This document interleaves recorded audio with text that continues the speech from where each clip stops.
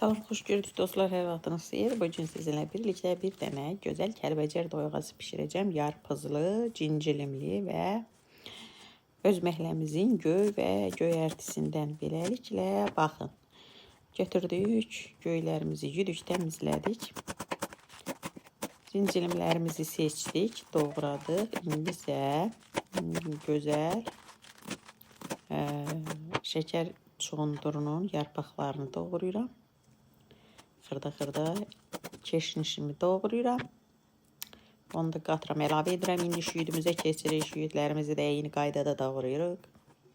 Əlavə edirik. Yarpızlara keçirik. Yarpızları da eyni qaydada doğrayırıq. İndi isə sarımsaqları doğrayıram. Göy sarımsaqlar, sarımsaq başı. Bunu da əlavə edirik.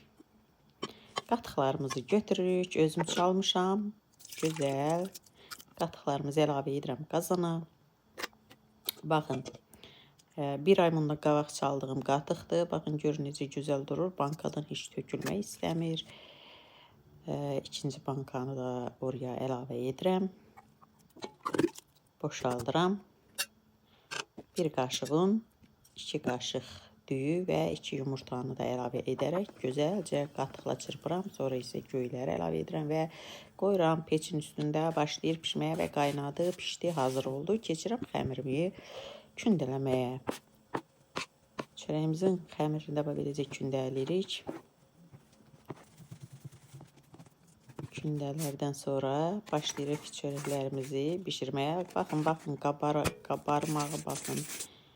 Necə gözəl qabarır. Doyğamız bişib hazırdır. Kənarda məni gözləyir. Doyğamı çəkirəm. Böhrünə bir dənə kartoşka qızardıram və doyğamı çəkirəm. Bir salat, bir kartoşka, bir də doyğa və xəmirəli.